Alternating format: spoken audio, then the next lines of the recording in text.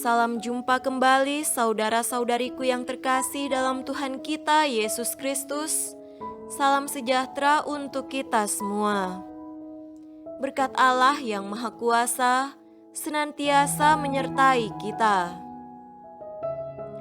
Hari Selasa tanggal 10 Agustus tahun 2021 adalah pesta Santo Laurentius, diakon dan martir.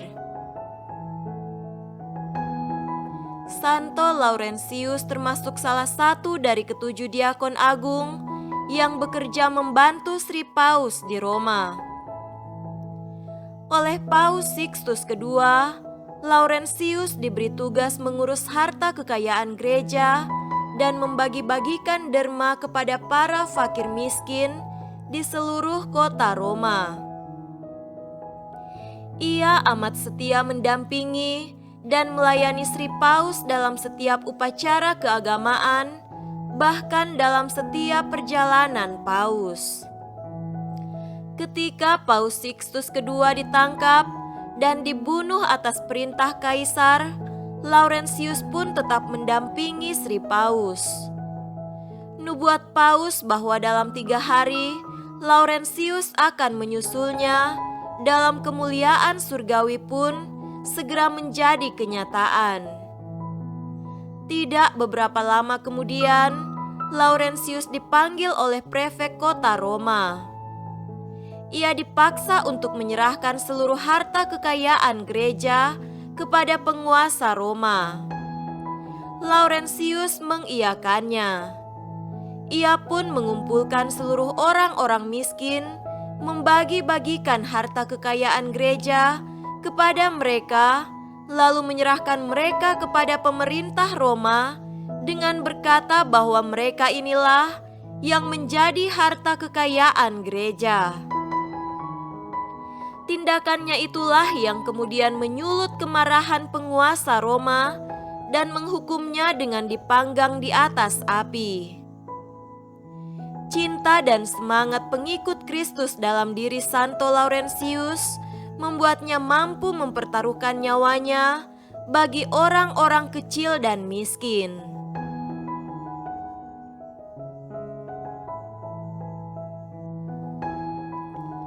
Marilah kita mendengarkan dan merenungkan bacaan-bacaan kitab suci. Bacaan pertama dari surat kedua Rasul Paulus kepada jemaat di Korintus, pasal 9 ayat 6 sampai 10. Camkanlah ini, orang yang menabur sedikit akan menuai sedikit juga, dan orang yang menabur banyak akan menuai banyak juga. Hendaklah masing-masing memberikan menurut kerelaan hatinya, jangan dengan sedih hati atau karena paksaan, sebab Allah mengasihi orang yang memberi dengan sukacita. Dan Allah sanggup melimpahkan segala kasih karunia kepada kamu, supaya kamu senantiasa berkecukupan di dalam segala sesuatu dan malah berkelebihan di dalam pelbagai kebajikan. Seperti ada tertulis, Ia membagi-bagikan, Ia memberikan kepada orang miskin, kebenarannya tetap untuk selamanya. Ia yang menyediakan benih bagi penabur dan roti untuk dimakan, Ia juga yang akan menyediakan benih bagi kamu dan melipat gandakannya dan menumbuhkan buah-buah kebenaranmu. Demikianlah sabda Tuhan. Syukur kepada Allah.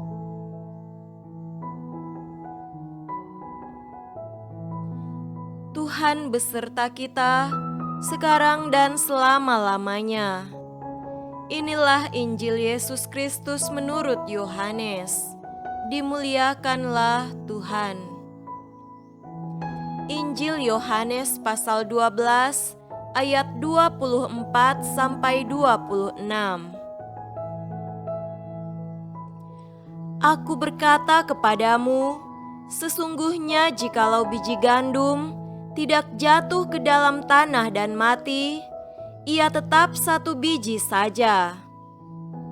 Tetapi jika ia mati, ia akan menghasilkan banyak buah. Barang siapa mencintai nyawanya, ia akan kehilangan nyawanya. Tetapi barang siapa tidak mencintai nyawanya di dunia ini, ia akan memeliharanya untuk hidup yang kekal. Barang siapa melayani aku, ia harus mengikut aku, dan di mana aku berada, di situ pun pelayanku akan berada. Barang siapa melayani aku, ia akan dihormati Bapa. Demikianlah Injil Tuhan. Terpujilah Kristus.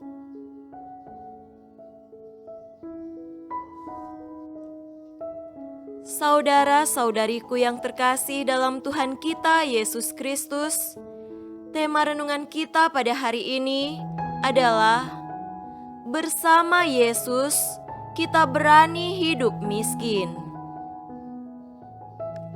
Beberapa video klip memperagakan para bos yang tampil dan bergaya menjadi orang miskin untuk mengalami cara orang-orang di lingkungan perusahaannya ketika memandang dan memperlakukan orang-orang miskin. Mereka mengalami bahwa pegawai mereka pada umumnya tidak menyukai dan tidak menghargai orang miskin. Semua berusaha tampil dengan gaya orang kaya agar disukai dan dihargai.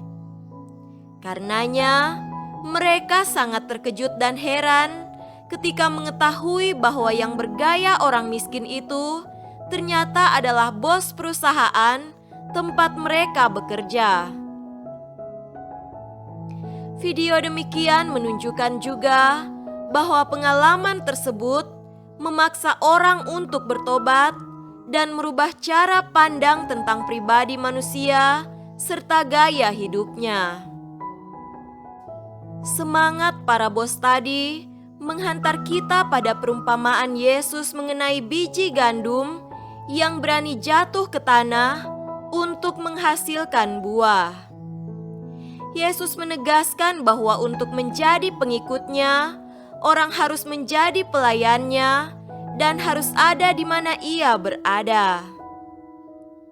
Yesus tidak butuh pelayanan untuk dirinya, tetapi pengikut dalam melaksanakan karya Allah menurut semangat dan cara Yesus sendiri. Yesus mengharapkan kita mengikutinya dan melaksanakan pekerjaan pelayanan menurut semangat dan caranya. Yesus mengharapkan kita ada bersamanya, baik dalam karya pelayanan maupun dalam cara serta semangat pelayanannya. Demikian kita selalu ada bersama Yesus di mana Dia berada. Yesus selalu ada dalam perkara atau pekerjaan Bapanya. Ia tidak memilih sendiri pekerjaan atau cara untuk mengerjakannya. Ia melaksanakan karya itu seturut cara dan semangat yang dikehendaki Bapanya. Bagaikan biji gandum yang bersedia jatuh ke tanah atau seorang yang rela kehilangan nyawanya sendiri, Yesus mengerjakan apa yang ia dengar dan dilihat dari Bapa. Dengan jatuh ke dalam tangan Bapa, hidupnya dapat menghasilkan buah bagi keselamatan dunia. Karena itu ia selalu berkenan di hati Bapa. Yesus berharap agar setiap orang yang mengikuti Dia selalu berada di mana ia berada. Hanya dengan cara demikian, kita berkenan dan berharga di hadirat Bapa dan menghasilkan buah yang berkenan kepadanya. Saudara-saudariku terkasih, kita menyukai penampilan orang kaya dan merasa bangga kalau dapat melakukan hal-hal yang luar biasa. Kita berusaha mengerjakan karya-karya mengagumkan agar dihargai dan dihormati. Hari ini kita belajar bahwa nilai suatu karya ditentukan oleh ketaatan dan kesetiaan pada kehendak dan perintah Allah, bukannya oleh kekaguman manusia. Lebih bernilai karya kecil dalam kesetiaan dan ketaatan pada Allah daripada karya besar, afirmasi diri dan bertentangan dengan kehendaknya. Kita hanya menghasilkan buah dalam hidup kalau bersedia menjadi pelaku kehendak Allah. Semoga demikian. Amin.